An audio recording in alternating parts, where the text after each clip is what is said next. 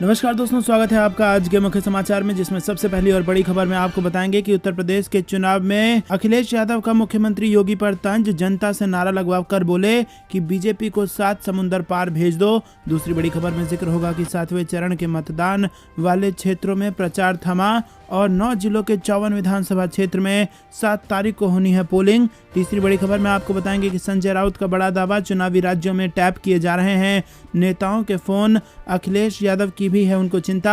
चौथी बड़ी खबर में जिक्र होगा कि फटाफट टैंक फुल करवा लो, चुनावी ऑफर खत्म हो रहा है, राहुल गांधी का केंद्र सरकार पर निशाना।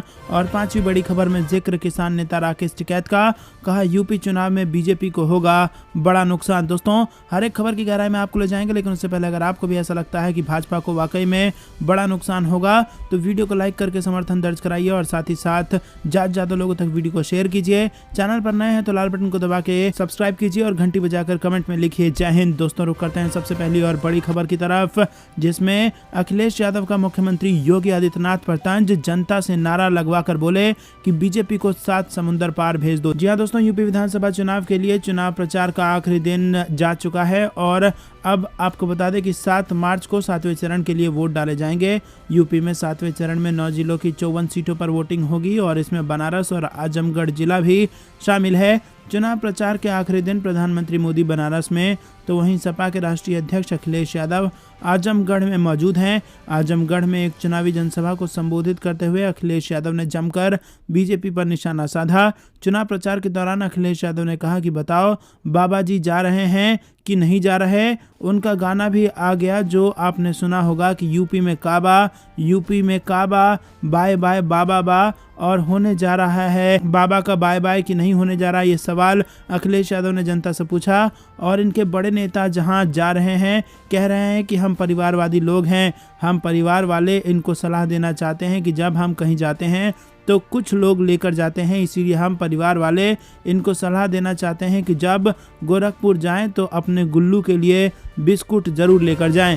दोस्तों, रुक करते हैं अगली बड़ी खबर की तरफ। संजय राउत का बड़ा दावा, चुनावी राज्यों में टैप किए जा रहे हैं नेताओं के फोन और अखिलेश यादव की भी है उन्हें चिंता। जी हां दोस्तों, गोवा में कांग्रेस ने अपने नेताओं के फोन टैप करने के लिए बीजेपी पर एक निजी एजेंसी के इस्तेमाल का आरोप लगाया है। इसे लेकर शिवसेना सांसद संजय राउत ने बीजेपी पर हमला करते हुए कहा कि इस देश में जो विपक्ष के नेता हैं और खासकर जहां जहां चुनाव हो रहे हैं वहां के बहुत से नेताओं के फ़ोन टैप किए जा रहे हैं। उन्होंने कहा कि यह सच है कि महाराष्ट्र में भी ऐसा ही हुआ था, जो ऑन रिकॉर्ड है। गोवा में यही महाराष्ट्र पैटर्न चल रहा है। ये संयोग की बात है कि उस समय जो महाराष्ट्र के नेता थे वो गोवा के प्रभारी हैं, उसमें भी चल रहा होगा। मुझे अखिलेश यादव की चिंता है।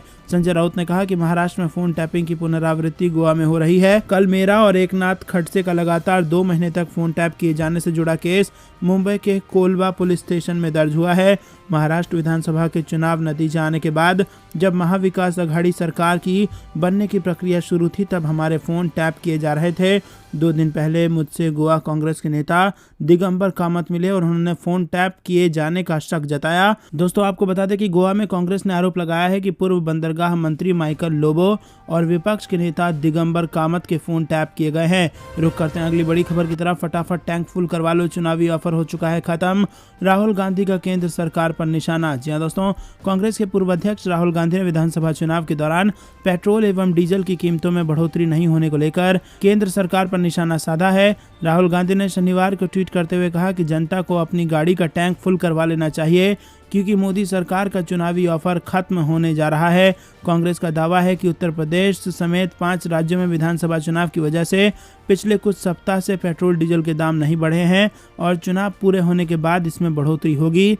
कई रिपोर्ट में ये भी कहा गया है कि मौजूदा समय में कच्चे तेल के दाम के हिसाब से पेट्रोल डीजल का रेट तय किया जाता है, तो 10 से 12 रुपये प्रति लीटर तक बढ़ोतरी हो सकती है। वहीं आपको बता दें दोस्तों कि ICICI सिक्योरिटीज़ ने रिपोर्ट में कहा है कि 2 महीने में अंतर्राष्ट्रीय स्तर पर कच्चे तेल के दाम बढ़ने से खुदरा तेल कंपनियों को लागत निकालने के लिए 16 मार्च 2022 या उससे पहले ईंधन की कीमतों में 12.1 प्रति लीटर की वृद्धि करनी होगी।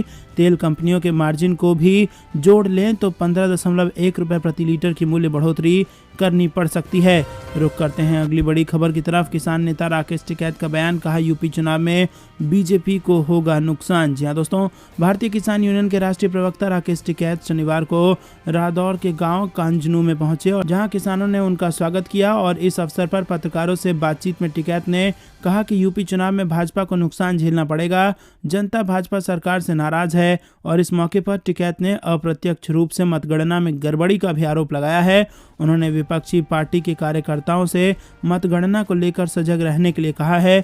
उन्होंने कहा कि कार्यकर्ता मतगणना केंद्रों पर अपनी पहरेदारी बना के रखें। अगर उनकी पहरेदारी में कमी रही तो यूपी जिला पंचायत जैसे नतीजे भी सामने आ सकते हैं। वहीं आंदोलन को लेकर पूछे सवाल के जवाब में टिकैत ने कहा कि 2022 में पूरे देश में संगठन को मजबूत करने का कार्य किया जाएगा। जहां तक आंदोलन की बात है, अगर समझौते के तहत हुई मांगों को पूरा नहीं किया गया तो आंदोलन कहां और कब होगा, जनता इसका फैसला करेगी। दोस्तों, रुक करते हैं बीजेपी पर बोला जमकर हमला। कहा गुजरात मॉडल से 4 लोग निकले, 2 बेचने वाले और 2 खरीदने वाले। जी हाँ दोस्तों, अंतिम चरण के चुनाव प्रचार में बनारस पहुंचे छत्तीसगढ़ के मुख्यमंत्री भूपेश बघेल ने बीजेपी पर जमकर निशाना साधा। उन्होंने कहा कि गुजरात मॉडल से 4 लोग निकले, 2 बेचने वाले और 2 खरीदने वाले। छत्तीसगढ़ के मुख्यमंत्री ने शनिवार को कहा कि जब सरकारें समस्या हल नहीं करती हैं तो जनता को सामने आना पड़ता है। उन्होंने कहा कि मैं जनता से आह्वान करता हूं कि अपनी समस्या का समाधान आपको खुद ढूंढना होगा। उन्होंने भाजपा के गुजरात मॉडल पर जमकर तंज कसा और कहा कि ये मॉडल 2 खरीदने और 2 बेचने वालों का मॉडल है। रॉबर्ट्सगंज में जनसभा को संबोधित करते हुए भूपेश बघेल ने कहा कि जब छत्तीसगढ़ में 2500 रुपए क्विंटल धान खरीदा जा सकता है, 2 रुपए किलो में गोबर खरीदी होती है, किसानों का ऋण माफ हो सकता है, 5 लाख लोगों को सरकारी नौकरी दी जा सकती है, तो ये उत्तर प्रदेश में क्यों नहीं हो सकता। उन्होंने कहा कि मोदी जी और योगी जी इसकी बात ही नहीं कर रहे हैं, इसकी बात केवल कांग्रेस पार्टी कर रही है और कांग्रेस जो कहती है वो करती है, कोई जुमलेबाजी कांग्रेस नहीं करती। रुक करते हैं अगली बड़ी खबर की तरफ। 7वें चरण में बीजेपी को 7 समुंदर पार भेजेगी आजमगढ़ की जनता, अखिलेश यादव ने किया इसको लेकर दावा। यूपी में 7वें चरण के चुनाव से पहले आजमगढ़ में एक रैली को संबोधित करते हुए अखिलेश यादव ने बीजेपी पर जमकर निशाना साधा। उन्होंने कहा कि यूपी विधानसभा चुनाव में 7वें चरण में आजमगढ़ के लोग बीजेपी को 7 समुंदर पार भेजेंगे। रैली को संबोधित करते हुए अखिलेश यादव ने कहा कि जब हमारी सरकार आएगी तो पुलिस भर्तियों के साथ हम ये भी सुनिश्चित करेंगे कि सेना में भर्तियां हों। सपा प्रमुख ने कहा कि 6ठे चरण में ही समाजवादी पार्टी ने छक्के छुड़ा दिए हैं। ये बाबा मुख्यमंत्री को 6 चरणों के मतदान के बाद नींद नहीं आ रही है। 5 साल तक बीजेपी सरकार में युवाओं को इंतजार करना पड़ा, कोई नौकरी रोजगार नहीं मिला और सभी संस्थाओं को बीजेपी ने बेच दिया। उन्होंने कहा कि मुझे लगता है कि बीजेपी को पूर्वांचल की जनता इस बार 7 समुंदर पार फेंक देगी। 7 समुंदर पार समझ गए ना, जहां उनके दोस्त चले गए हैं 7 समुंदर पार। दोस्तों, रुक करते हैं अगली बड़ी खबर की तरफ। दिल्ली में मदर डेयरी का दूध महंगा, संडे से बढ़ गए हैं दाम। जी हाँ दोस्तों, आपको बता दें कि दिल्ली एनसीआर में दूध की सबसे ज़्यादा सप्लाई करने वाली डेयरी कंपनी मदर डेयरी का दूध अब महंगा हो गया है। कंपनी ने दूध की कीमतों में 2 रुपये प्रति लीटर तक का इजाफा कर दिया है। पीटीआई की खबर के मुताबिक दूध की ये बढ़ी हुई कीमतें 6 मार्च यानी रविवार से लागू हो जाएगी और इससे पहले अमूल ने देश भर में 1 मार्च से दूध के दाम 2 रुपये प्रति लीटर तक अमूल बढ़ा चुका है। तो दोस्तों, अब दूध महंगा हो चुका है। और क्या आपको भी ऐसा लगता है कि चुनाव खत्म होते ही पेट्रोल भी महंगा हो जाएगा? कमेंट करके जरूर बताइए। रुक करते हैं अगली बड़ी खबर की तरफ जो मौसम विभाग से आ रही है। उत्तर प्रदेश में रिमझिम बारिश के आसार, कई इलाकों में छाए रहेंगे बादल। जी हाँ दोस्तों, उत्तर प्रदेश के मौसम में बदलाव का दौर जारी है। मौसम वैज्ञानिकों के पूर्वानुमान की माने तो शनिवार को प्रदेश में कई हिस्सों में हल्की बारिश के बाद रविवार को भी यही हालत हो सकता है। उच्च पर्वतीय राज्य के मौसम में बदलाव का असर देश के मैदानी हिस्सों पर पड़ने की संभावना है। उत्तराखंड और हिमाचल प्रदेश जैसे पर्वतीय राज्यों में मौसम के बदले तेवर का असर अन्य प्रदेश के साथ ही उत्तर प्रदेश में भी देखने को मिल सकता है। मौसम विज्ञानियों का मानना है कि इसके चलते उत्तर प्रदेश के कई हिस्सों में बारिश हो सकती है। पीएम मोदी के गढ़ में अखिलेश यादव ने दिखाई ताकत, विश्वनाथ मंदिर में टेका मत्था, रोड शो में गूंजा काशी में कमाल होगा का नारा। जी हाँ दोस्तों, आपको बता दें कि उत्तर प्रदेश विधानसभा चुनाव के अंतिम चरण के प्रचार का अंतिम दिन शनिवार को है और इससे पहले बनारस में शक्ति प्रदर्शन का मौका था और पहले पीएम मोदी ने रोड शो किया और प्रियंका गांधी के साथ राहुल गांधी भी जनसभा में उतरे। उसके बाद देर शाम सपा प्रमुख अखिलेश यादव ने रोड शो से अपनी ताकत का एहसास कराया। रोड शो के बाद बाबा विश्वनाथ के दरबार भी पहुंचे और दर्शन पूजन किया। प्रशासन की तरफ से रोड शो का रूट बदलने और 4 की बजाय केवल 2 घंटे का समय देने के कारण रोड शो करीब 1.5 किलोमीटर तक ही सिमट गया था और इस दौरान सपाइयों का हुजूम उमड़ पड़ा। मोदी के रोड शो की तरह ही अखिलेश के रोड शो में भी तरह तरह के नारे लगते रहे। दोस्तों, रुक करते हैं अगली बड़ी खबर की तरफ। सपा को मतगणना में गड़बड़ी का है डर, निर्वाचन आयोग से अपील, हॉल के अंदर तैनात हो पैरामिलिट्री फोर्स। जी हां दोस्तों, उत्तर प्रदेश विधानसभा चुनाव के 7वें चरण का मतदान 7 मार्च को होगा और 10 मार्च को मतगणना की जाएगी और इससे पहले ही समाजवादी पार्टी को मतगणना के दौरान गड़बड़ी की आशंका सताने लगी है। सपा ने निर्वाचन आयोग से वोटों की गिनती केंद्रीय बलों की मौजूदगी में कराने की अपील की है। समाजवादी पार्टी ने शुक्रवार को मुख्य निर्वाचन अधिकारी अजय कुमार भल्ला को निष्पक्ष व पारदर्शी तरीके से मतगणना कराने के लिए ज्ञापन सौंपा। सपा के राष्ट्रीय सचिव राजेंद्र चौधरी,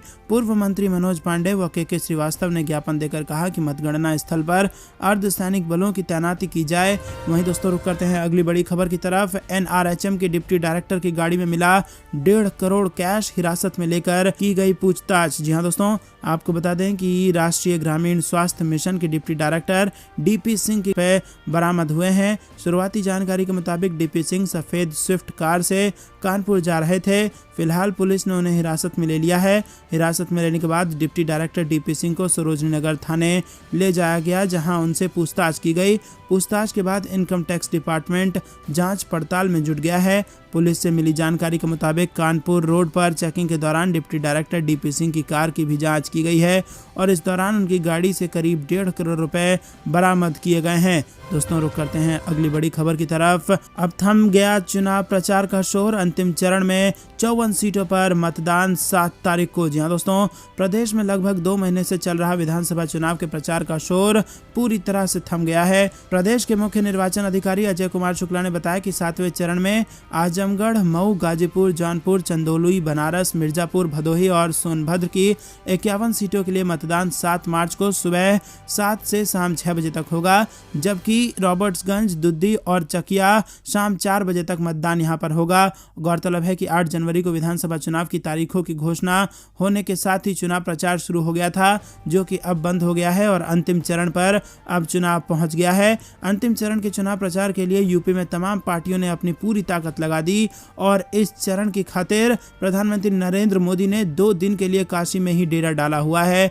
पीएम मोदी के अलावा अखिलेश यादव भी प्रचार कर रहे हैं। अन्य दलों के नेता भी इस अंतिम चरण में अपना वोट बैंक पक्का करने में कोई कोर कसर नहीं छोड़ रहे हैं। रुक करते हैं अगली बड़ी खबर की तरफ। पंजाब विधानसभा चुनाव परिणाम से पहले कैबिनेट बैठक बुलाना चाह रही है चन्नी सरकार। क्या है मुद्दे, आपको बता दें दोस्तों कि पंजाब की सत्ता की चाबी किस राजनीतिक पार्टी के हाथ होगी, ये आगामी 10 मार्च को तय होगा, लेकिन उससे पहले मौजूदा चरणजीत सिंह चन्नी सरकार भाखड़ा ब्यास मैनेजमेंट बोर्ड सहित सूबे के कई अहम मसलों को लेकर कैबिनेट की बैठक करना चाह रही है। बैठक करने को लेकर सरकार के आला अधिकारियों की ओर से मौखिक तौर पर राज्य चुनाव विभाग से पूछा है और उच्च पदस्थ सूत्रों से पता चला है कि चुनाव आयोग ने इस बारे में लिखित में अनुमति लेने को कहा है। अब कैबिनेट करने की मंजूरी देनी है या नहीं, इसे लेकर अंतिम फैसला राज्य चुनाव विभाग की ओर से किया जाना है। दोस्तों, रुक करते हैं अगली बड़ी खबर की तरफ, जिसमें आपको बता दें कि दिल्ली नगर निगम चुनाव की तैयारियां तेज, वोटिंग को लेकर होंगे बड़े बदलाव। जी हां दोस्तों, राष्ट्रीय राजधानी दिल्ली में नगर निगम चुनाव की तैयारियां जोरों पर हैं और दिल्ली नगर निगम चुनाव का समय अब तेजी से नजदीक आ रहा है। आपको बता दें कि महामारी कोरोना वायरस के चलते हुए चुनाव की प्रक्रिया में कई तरह के बदलाव किए जाएंगे। वहीं अप्रैल के महीने में होने वाले नगर निगम चुनाव के लिए दिल्ली राज्य चुनाव आयोग ने मतदान केंद्रों की संख्या को बढ़ाने का फैसला किया है। इतना ही नहीं, वोटिंग का समय बढ़ाने का भी निर्णय लिया गया है, का भी पालन कराया जाएगा।